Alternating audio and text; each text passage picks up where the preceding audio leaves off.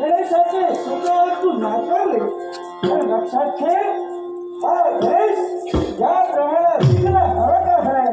त्याप्रमाणे विघ्न कारणही मनात म्हणलं जातं अर्थात येणाऱ्या